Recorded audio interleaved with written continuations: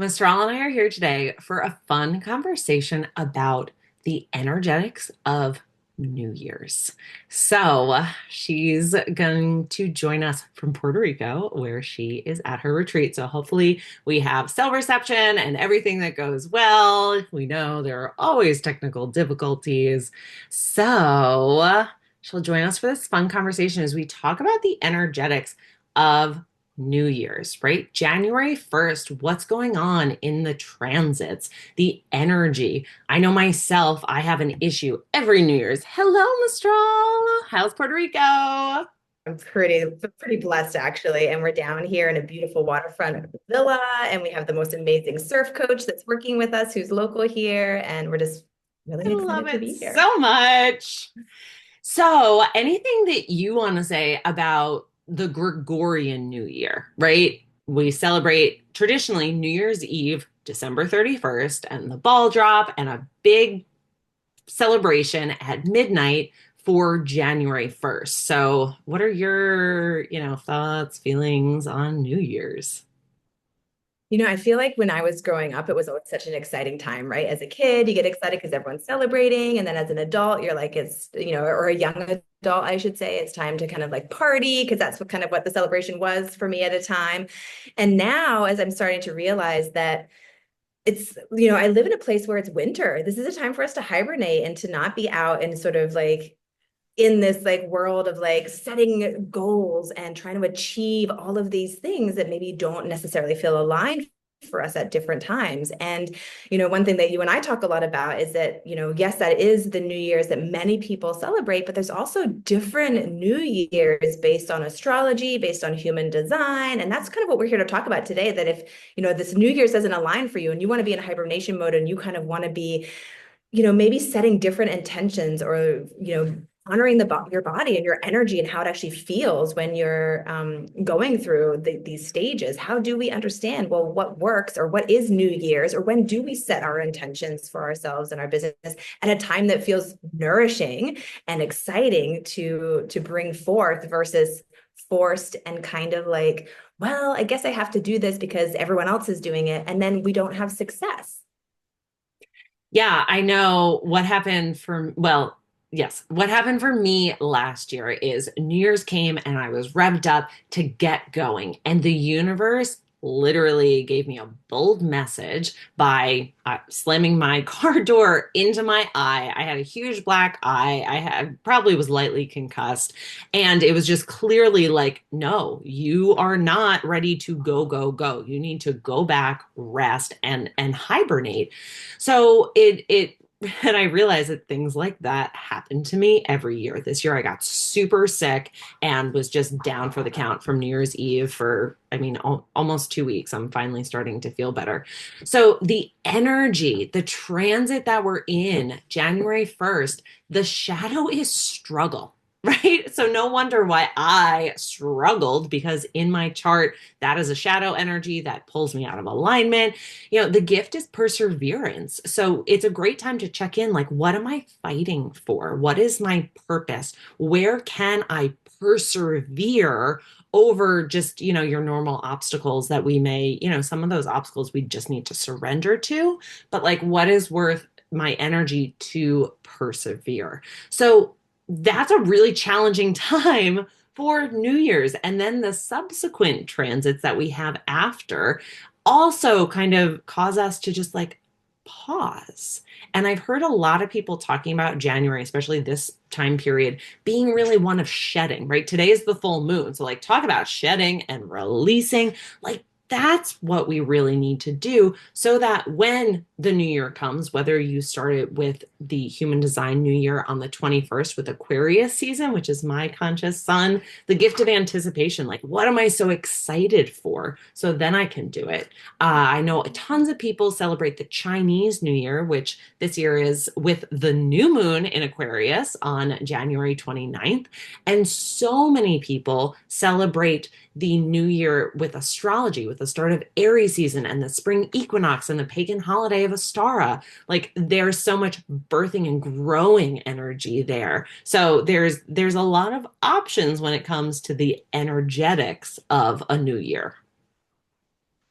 Yeah, and I think what comes down to as well is that, when you're in that struggle and you're feeling like you're just not in a place to be setting goals or intentions, you're not going to be successful with them, right? Because you're not feeling it. You're not energetically aligned with it. And I know for me, New Year's is a time of just like reflection, like even just like celebrating what did I achieve in the last year? Where can I look at the successes that I had and get really excited about that and maybe start adding that into some of my planning for the new year. But I like to sit like this month, January, I like to just sit with what I've created. What do I want this next year to look like? And I don't feel like it all has to come to me in one day or even the first week, right? Because there's so much in January that where you can shift or you can new pieces will come in and like the energy of the new year when we have this new energy coming in, then it's a time for us to receive those downloads and kind of be open to new ideas and new things coming in versus when you're in that struggle or in that fight, you're forcing ideas to come in, right? Whereas if you can release things that no longer serve you or release things that maybe didn't work out for you in the year prior, then you're opening up space for new things to come in and allowing these new ideas to come in with a real sense of positivity versus a sense of urgency or needing to make a decision, which is, we all know that decisions made in urgency or struggle or just like, I have to decide or I have to plan aren't ever going to work out. And like, let's be realistic about that. And so for some people who maybe started New Year's intentions or New Year's goals and failed, like we can reflect back on them and be like, that's okay. That was the gate of struggle in human design with the transits going through. And that's okay. And so like start now, or start in the January 21st in the human design new year, or in March with the astrology new year. Like it doesn't have to be January 1st, and you don't have to feel like a failure if you have struggled at all in any shape or form.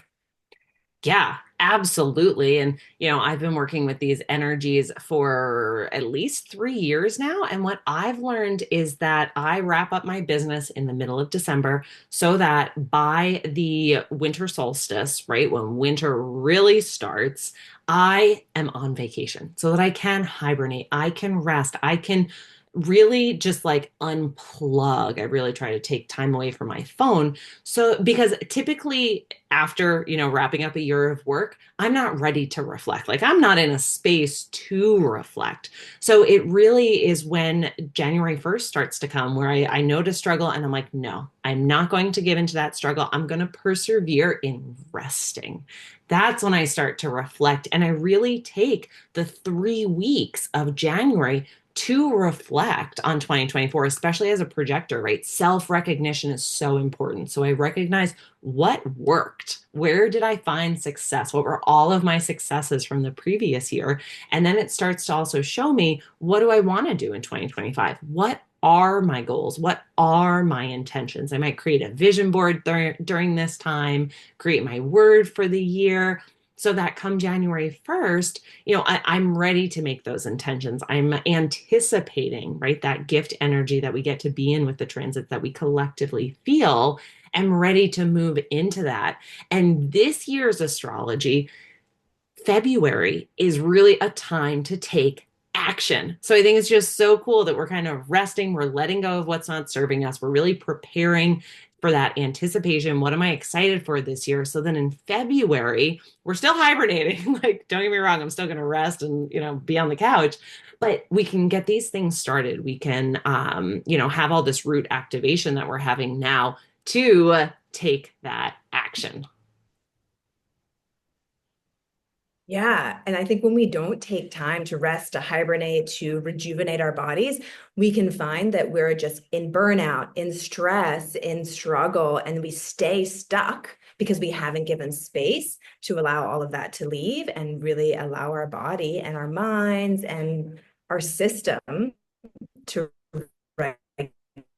I think that's really, really important is to regulate. And I will tell you right now, I'm on a women's retreat, and I can't even tell you just how the last 2 days for all of us as women has been so healing by just doing this. And I was like, this is a time for women to go on retreat and to be surrounded by other women and to feel safe and seen and heard and acknowledged and have an opportunity to release some of that gunk of last year year. And, if people are into numerology, I mean, 2025 is a number 9, right? Which is all about like transformation, like big breakthroughs and transformation, which is also really exciting. And so, this is kind of talking relevant about this moment in time now. But I think what's important for people to realize is that, or for women in particular to realize, when we can really honor our energetic cycle of knowing when it's time to rest, when it's time to receive, when it's time to create a download, when it's time to take action, then we can do all of those things in the appropriate time.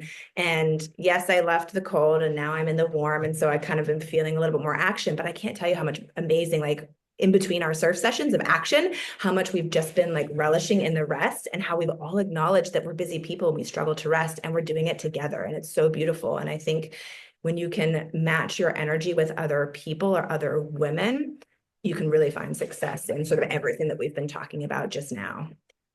Hopefully that was relatable to some people out there. Yeah, what I hear and what you just said is I need to take a retreat vacation to somewhere warm every Yes. beginning of January. Yep, thank you. I will make those Check. plans for next year. So Yeah, with that the women, universe can specifically guide with me women. through that rather than getting sick, hurting myself, all of the other ways that the universe likes to keep me in check. Yeah, exactly. Exactly. Let's stay out of the struggle, in the perseverance of being with other women, with growing in ourselves, with releasing what no longer serves us, and finding time for celebration. Yeah, yeah. The reflection really is that celebration, that self-recognition and celebrating so that you can continue celebrating through the new year or start to Yeah. plan some new things to celebrate too. Yeah. Yes, yes.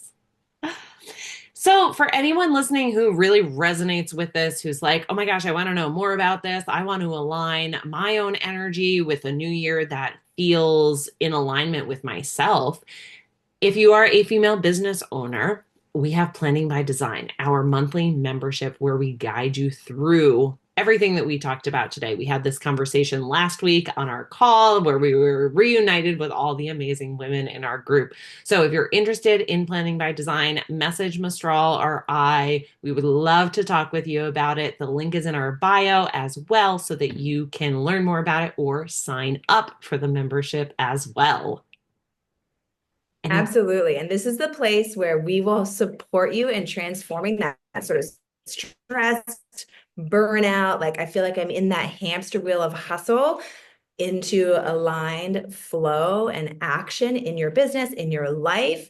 And when we talk about this stuff, I know sometimes people are like, but I don't have time for this and I don't have time for that. But let me tell you, when you actively make time and create that space, so much of what you think isn't going to come comes to you naturally. And I didn't believe it until I did it. And so you just have to like be willing to try and be willing to look at your own energy and see, where are you draining it and where are you fully refueling yourself? Because when you're looking at someone else's life and you're triggered by what they have, it's because they're taking the time to refuel and re-energize and allow those new ideas and opportunities to come to them. And that we do that by aligning our energy. And Jen and I are masters at it, and we're still learning, but we've become masters at it, and you can continue to become masters at it to grow in your life and business.